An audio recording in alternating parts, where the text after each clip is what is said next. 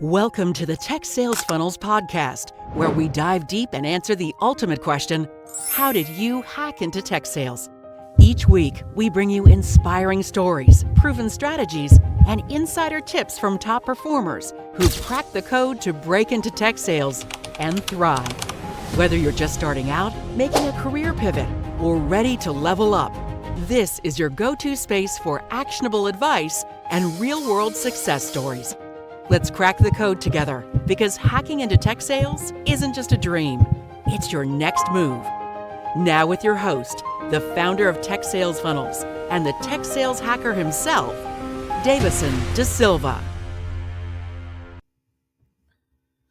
All right, everyone, welcome again to the Tech Sales Funnel podcast. I'm super excited today. I have been talking to Ryan Weems. He is an amazing tech seller. He has done an amazing job, and his story is top 1%. It's amazing. I am super excited for you to hear where he came from, what he's doing now, and how he hacked his way into tech sales. So I'm going to bring him to the stage. He's going to introduce himself a little bit more, and we're going to dive into the questions. So here we go. Ryan. Hey, Dayvisson, thank you for having me. Ryan Weems here for all you guys that are watching. Just wanted to say that I'm so happy to be on the Tech Sales Funnel podcast. Dayvisson and I go back a little bit, and happy to share my story. Happy to share my story. Thank you so much. And we're both in Dallas. We could have done this in person. But Yeah, we could have. right? We should do that maybe next time for part two. We'll do that one in person. There you go. Next one will be live and in person. So thank you so much, Brian. I was just reviewing your LinkedIn again. I know you a little bit about your story, but tell us a little bit about you. I know you're a busy dad, like just high level in general. Who's Ryan Weems? And we're gonna dive into the whole tech sales. How did you get into tech sales? I see the American flag there. I know you're a big patriot of this country. I'm an immigrant, first immigrant. I love USA, and Nice. I appreciate all the work you have done on the military as well. So tell us a little bit about yourself. Yeah, Ryan, like I said, but no, most importantly, there's two titles that I hold that are the near and most dearest to my heart, and that's husband and father. I'm a girl dad times two. I've got a daughter, 9 years old, and another daughter that's 7. Well, actually, in July, they'll be 7 and 9. They keep me busy. They play club soccer, been married to my wife. We will be celebrating about 10 years together in February. Man, So we're about to hit the nice. double digits. Super excited about that. But prior to getting into tech sales, I was in United States Navy. I served as a hospital corpsman, Fleet Marine Force, attached to the infantry Marines for the majority of my time in. So did just over 8.5 years, and got to say that was probably the best time of my life. I joined a little bit later than most do. Most Mm. kids join when they're coming out of high school right at 18. As you can see on my LinkedIn, if you dare to go back as far, you'll see that I worked at UPS, where I worked up my way to being a manager, so in the logistics space. Pretty cool story there. I helped close one of the largest deals there back in the day when DHL pulled out of the U.S. and there was a mad grab for all this territory between FedEx and UPS. They actually took some folks who were on the night sword to go watch DHL boxes and make some connections and help those account executives drum up some business that way. So that was pretty cool. And then I Wow. went into sales with a company called Fastenal. They sell fasteners. They sell nuts, bolts, all the things that you need to build up these beautiful buildings that we're in. And that's kind of when I really got my chops at, kind of going job site to job site, looking for business and doing some like old school, hunting, if you will. Door knocking, yeah. Yeah, real door knocking, going to a business, walking in, leaving flyers, leaving business cards, and praying for that call back. And did well there. Got moved up to management, so I ran a branch. I had some outside sales reps that I led and trained, and that was cool. But I had always had this itch of just serving, and I lived in Italy when 9/11 happened, and my folks were active duty at the time. Oh, wow. And I remember vividly being on a bus, and a young 18-year-old Marine was tasked with, being on the school bus with us as we got escorted from our housing quarters to the base to go to school. And I really, really, really wanted to join. I wouldn't say that I really wanted to fight, but I really wanted to join and serve my country. And at the behest of my parents, my dad had really asked me not to at the height of the war. Mm. maybe try college. I did that, and for a couple of years, just kind of it was an itch that I really wanted to scratch. I was living in Seattle at the time, so I joined, and I had probably the best, military experience that I could imagine. I met my wife, met some of my closest friends, and transitioned out. So, uh, Wow. got out in 2021. To kind of pause there, and that's the journey of where tech sales started becoming an idea. So I knew that Huh. transitioning and getting out of the military, I was about 18 months out, and I hadn't completed my undergraduate degree yet. I was going to school full time and working in the military full time, and you know, I'll never forget. I went to University Incarnate Word in San Antonio, and I was in a elective class, and we were talking about influencing on social media platforms, and that's kind of like right around the era of TikTok really starting to blow up pre-COVID. And I watched one account go from 10,000 followers to like a million followers in like that mini semester that I had. And there was a guy, um, talking about tech sales, and he showed his W-2, uh, some information redacted, and I was like, "There's no way that you're making, 300, 400K not being a doctor or a lawyer or some sort of professional athlete." I said, "I've got to look into this a little bit more," and so I did. And Wow. yeah, and that was Crazy. the start of the idea of like, how do I figure out how to get into that pinnacle arena, Interesting. if you will. Interesting. Interesting. So there's a lot of reasons why you go tech sales, right? And we're sellers, right? So one of Yeah, the biggest yeah. reasons is can you make Motivated by money, right? money. We're motivated by money. You're not gonna sell stuff you cannot make money. There's no way. So yeah, the possibilities, it's crazy. I personally know people who made over $1 million Hmm. in tech sales, and it's totally doable. Um, wow. So thanks so much, first of all, for Yeah, giving like the background. Amazing.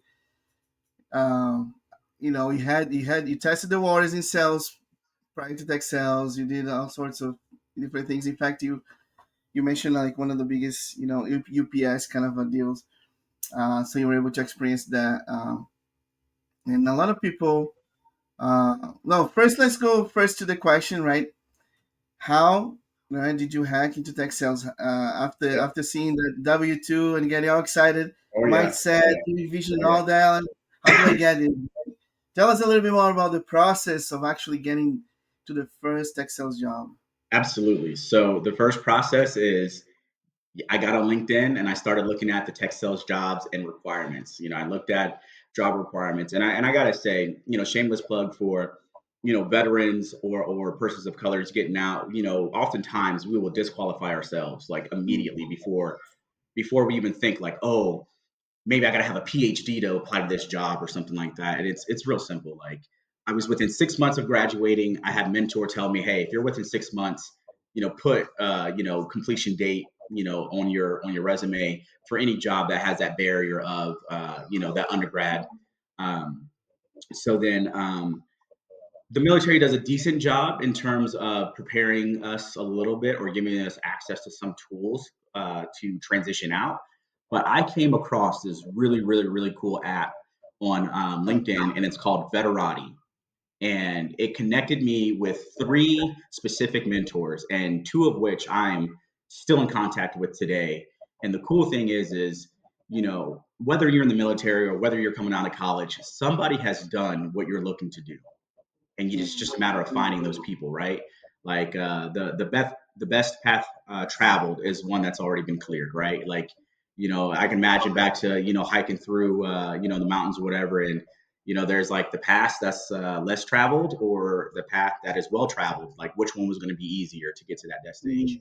Now you could argue if you want to be the trailblazer, that's okay, totally fine, but in my world, it was easier to just follow the footsteps of those who did it before me. So I got attached to three people, and it was really cool because the application asked you a series of questions of what you were looking to do when you got out, and or what you hope to do or what you aspire to do. And then once that happened, it gave you a recommendation of three people, and then the you would schedule a time block to give them a call, the app would call you first, you would pick up, the app would call them, and then it would merge the phone calls together. So you didn't have to give out personal information until you Wow. agreed to enter the mentor-mentee relationship.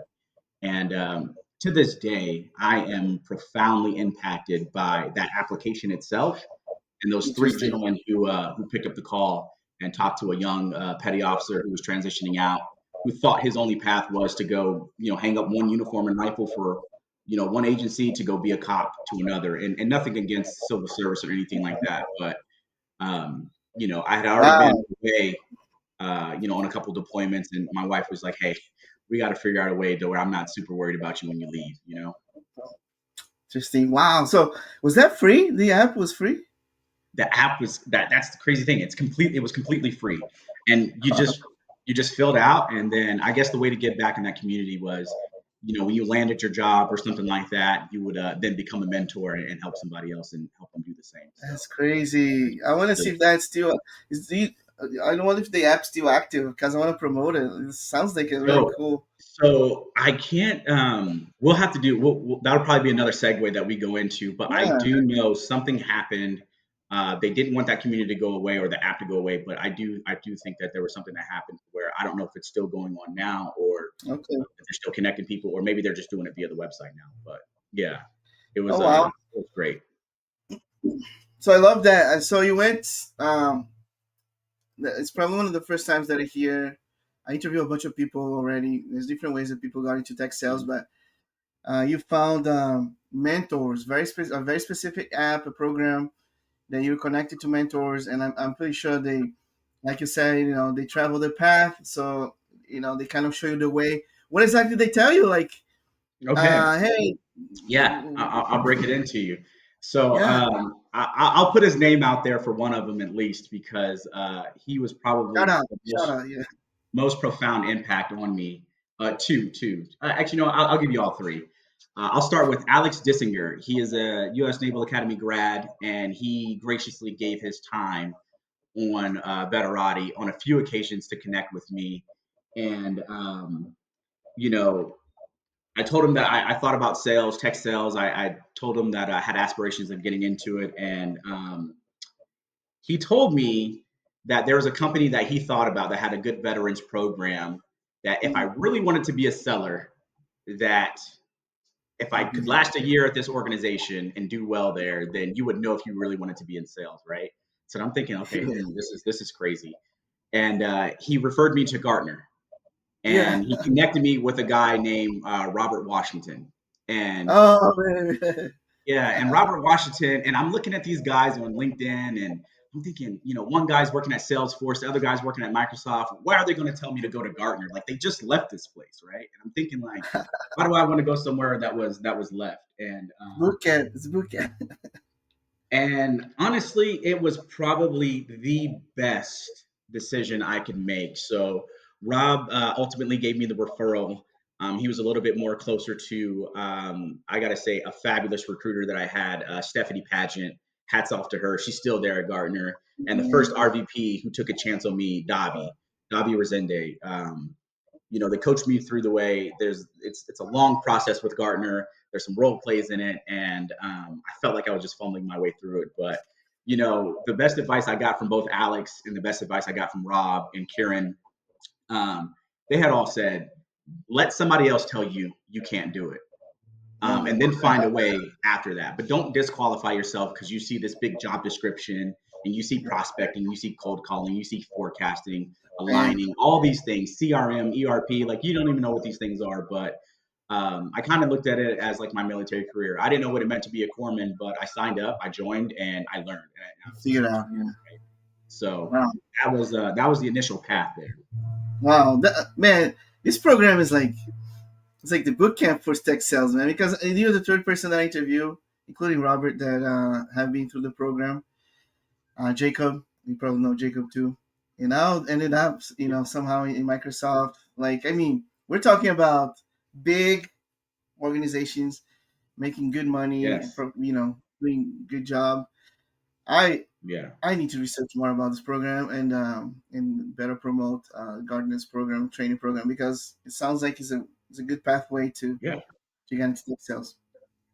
How about the Yeah. interview process? Like, was how easy it was? Like, you just like you have was a recommendation, you applied. How about Yeah.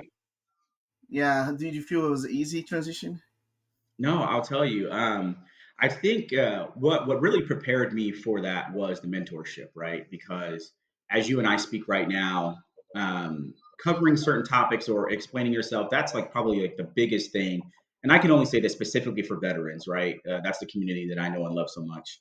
It's like when we get out, how do we articulate, what is our value proposition to an organization to quote unquote, where I used to say take a chance on us, but it's not really taking a chance because like there's one thing that you're going to get with us. It's, there's going to be some resilience already there. There's going to be grit. We know how to do Mhm. hard things. We've worked in ambiguous environments. We've worked in austere environments. So there's a whole host of things that veterans bring to the table. And ultimately, working with the two mentors to say, hey, look, this is how your resume should look. Thanks to Kieran, shout out to him.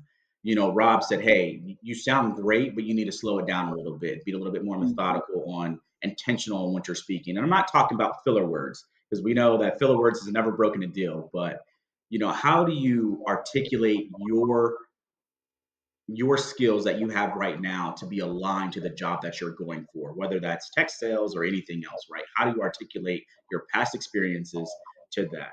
And he kind of coached me through like maybe I had an operation that we had conducted overseas, and how did I sell my thoughts, my ideas pertaining to that particular plan?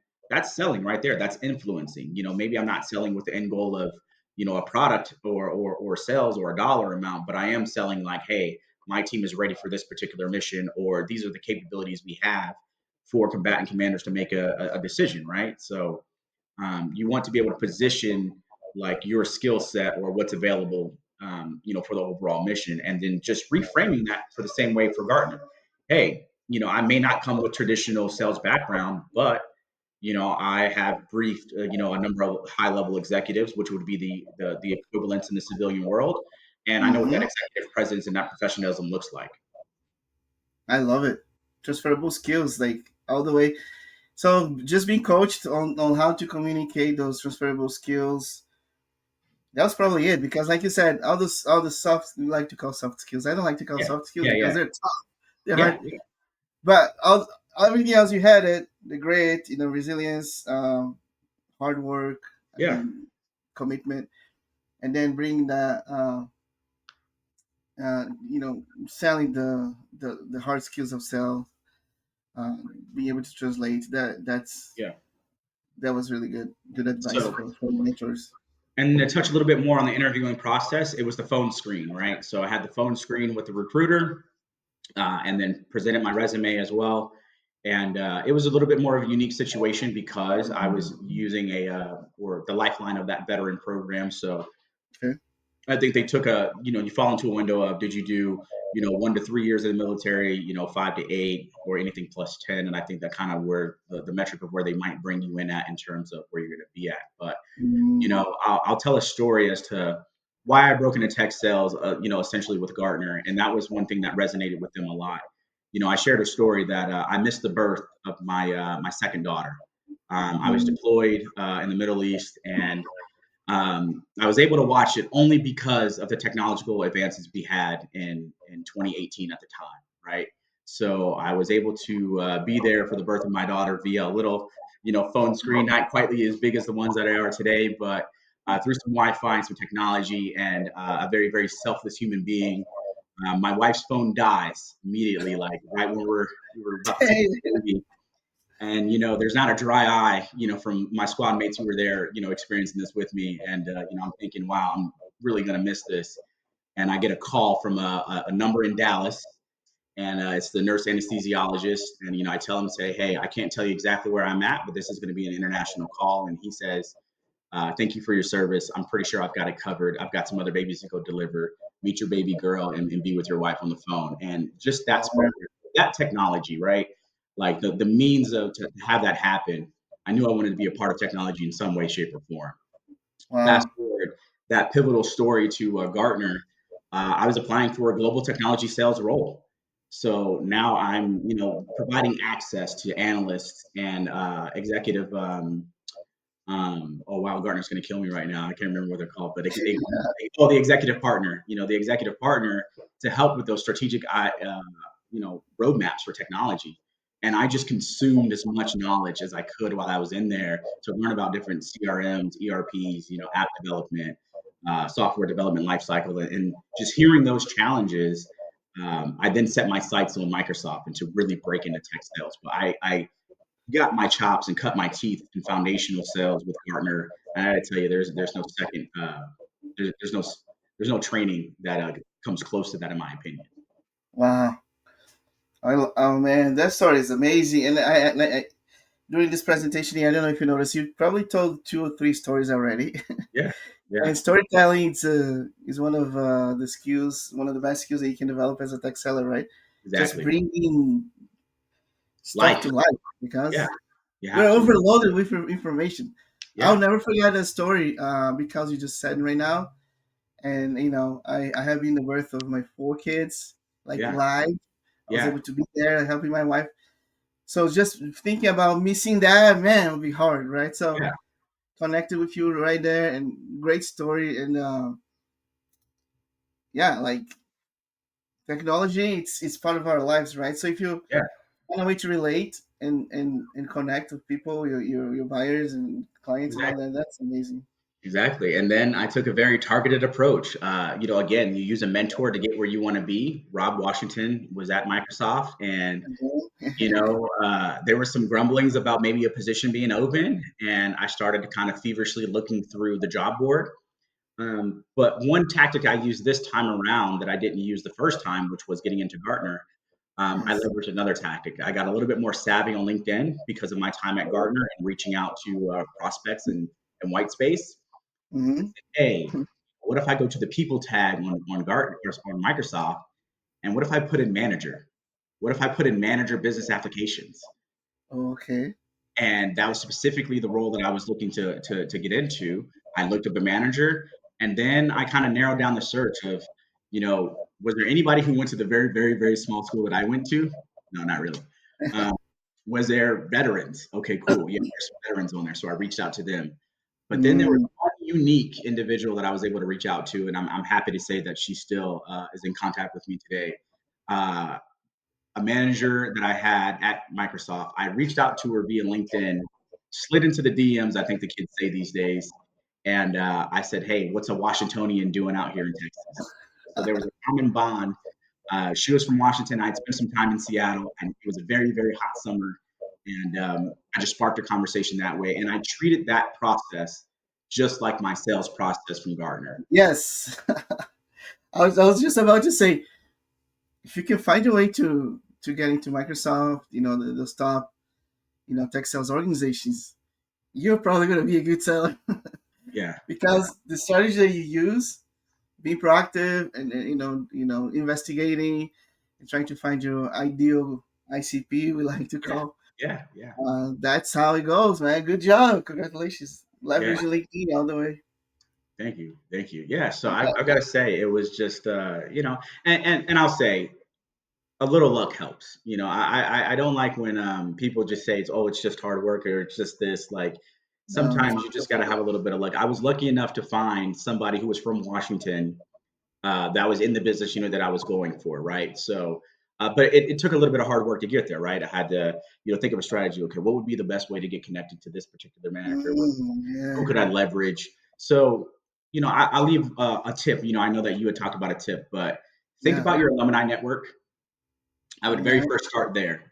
For anybody who's like right out of college or anybody who's transitioning, right? Like maybe you've been in a career field for X amount of time and you're looking to transition into tech sales.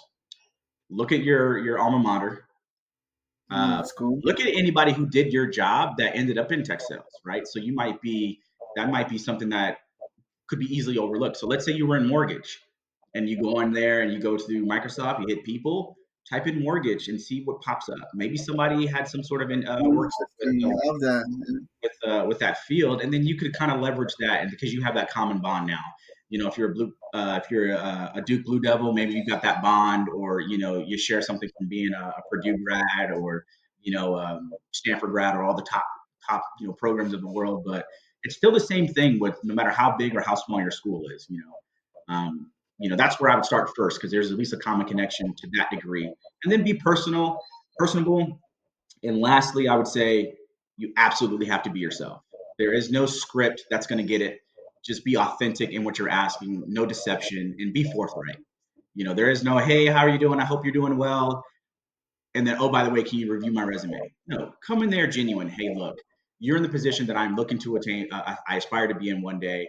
I would love to be able to earn either your referral, or if you could spare 10 or 15 minutes to give me some tips or tricks on how to get into the role that you're in right there. That's up front. And then if you're in sales, you're going to get more no's and yeses. At the very least, you put the ball in their court, so they don't feel like there's any subterfuge of like you being interested in them only to gain something. You're coming with your ask immediately.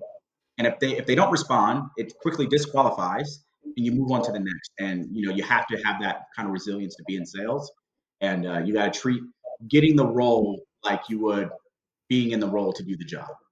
I love it, man. If you're listening to this right now, go back 5 minutes. You're gonna hear a masterclass with scripts and tips, very specific on how to outreach your potential network, connection to get into tech sales.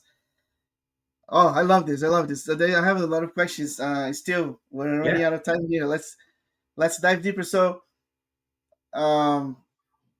we talked about moving from Gartner to Microsoft, right? So you say you leverage LinkedIn, but how was the I don't know, maybe you said already, maybe I'm forgetting the process to get into Microsoft, the interview process and all that. Yes. So you talked about getting to Gartner. How did you hack into Microsoft? So the Microsoft is interesting. They do a hiring loop, is essentially what they call it. And most sales roles, they conduct 3 interviews. One's going to be a behavior, one's going to be usually some sort of role play, and the other one would be potentially with your hiring manager or the manager that you may work with. And that's a little bit more of a behavior, and kind of a little bit more to get to know you, I suspect. And I gotta say that was a pretty rigorous day. They're all scheduled on the same day, and you prep with a little bit of information ahead of time. And I think if I were to give any advice on that, is don't get overwhelmed with what you do or don't know about the product. It certainly helps, especially in this climate where the layoffs happen, and then there's so much good talent out there trying to get back, and going. So you're up against some seasoned sellers. So yes, like learn the product the best you can.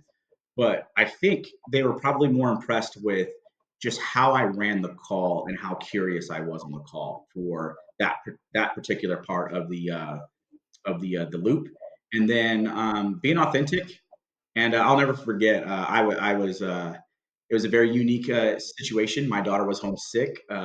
She was 4 at the time, and it just did not work out. My wife got called into work. She's a lab technician, so she had to be there. And I've got my baby. She's sick. She doesn't feel good. And like right before the call, she just crawled into my lap. She crawled into my lap, and I have to conduct these interviews with my daughter in the lap. And I just, you got to think like somebody could be super, super, super embarrassed about something like that. But I just led with honesty and authenticity. I just said, hey, look, this just happened. I understand that maybe if you want to reschedule, great, but I'm going to have her in my arms, and I'm going to be able to still facilitate any of the questions that you have for me, and framing it in such a way that, kind of give them a peek of who I am. Because, I mean, with this virtual hybrid work from home, I mean, the lines of work and home are constantly being blurred, and that was just one of them. And that is one of the ones that to this day stands out in my mind in terms of that. Wow. But preparation was key. I don't think I would have been as comfortable with that scenario had I not already previously prepared and just been ready to go. So yeah, just the way you described this, you sound super confident. You're ready. Like, yeah. I mean, have been in situations, in military. I mean, sometimes you just need to get stuff done, and there's no rescheduling. Yeah. There's no hesitation. That's awesome. That's awesome. Man, and it's something I noticed with Microsoft too. I did a bunch of interviews before I got into Microsoft, like two, 3 rounds, and then the one that I got hired, on the past. Mhm. And people are nice. Yeah. All the interviews, they were nice. Like in one of the interviews, I totally bombed it. And the guy was like, "Hey, Davidson, maybe it's just not the right role. Maybe you can prepare a little bit more, reapply like a year from now. And maybe you should do this." It turned into like a coaching session. Oh, absolutely.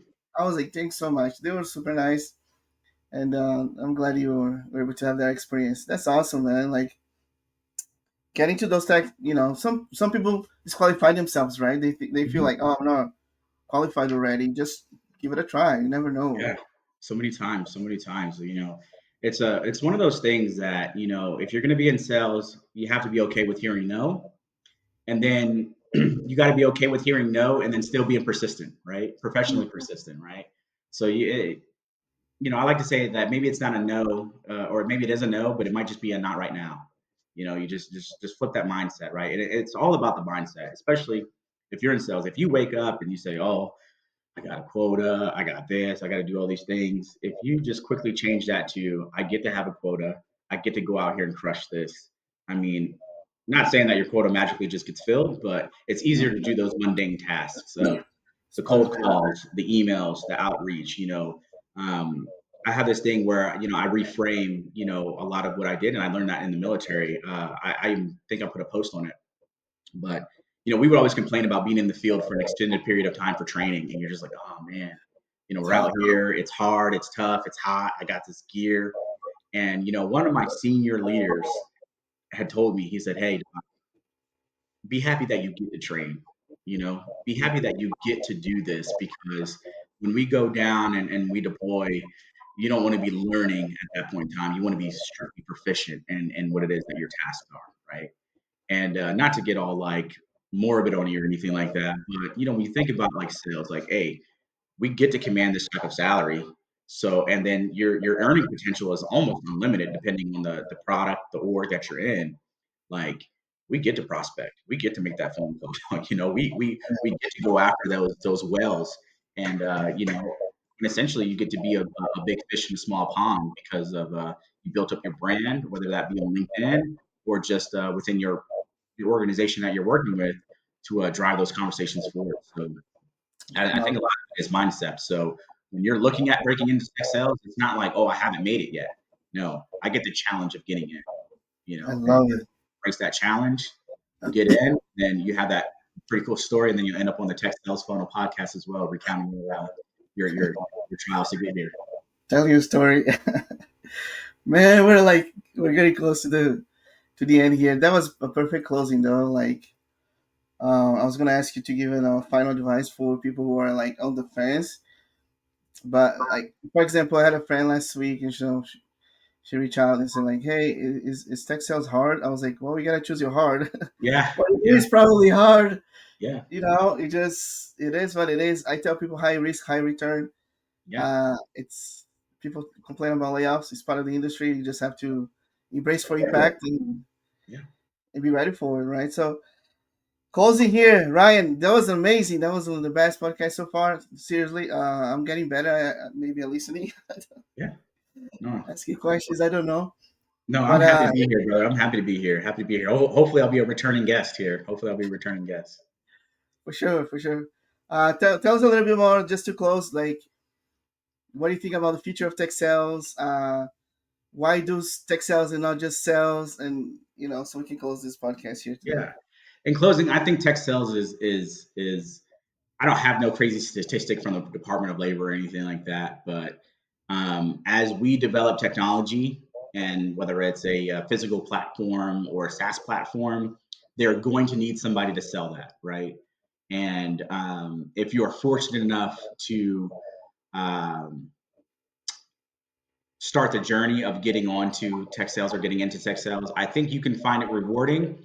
But the biggest thing is, if you're considering sales and you want to go to tech sales, the money can be life changing. I'll tell you, my pay was, you can go on United States Navy.mil, and you can look up what an E5 in the military makes with 8 years in the military. You could see what that pay structure is. and I can tell you 3 times as much as what I make now, and the life I'm able to give my kids, my family, um, the freedom that you get with it, and then ultimately, you get to be at the forefront of technology in some cases, and you get to see real impact on businesses and end users. So if you're working on product, cool. Somebody's got to sell that product. Like the greatest iPhone didn't go to market well if they didn't have the good marketing team and some salespeople to help, you know, translate that engineering into the art of the possible. So I'll leave it with that. If you're on the fence, there's a reason you're looking. There's a reason you're unhappy, or maybe you don't want to be in the current role that you're in right now.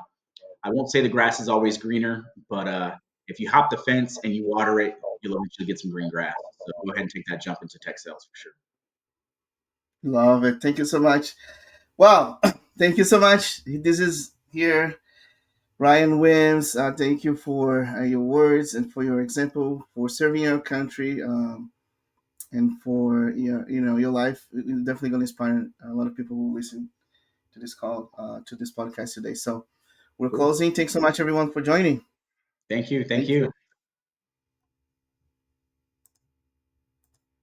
Thanks for tuning in to the Tech Sales Funnels podcast, where we crack the code and uncover the strategies to break into tech sales. If you found value in today's episode, don't forget to subscribe, leave a review, and share it with someone who's ready to hack their way into this exciting career. Remember, hacking into tech sales isn't just a goal, it's a mission. Let's keep hacking, learning, and winning together. Catch you next time.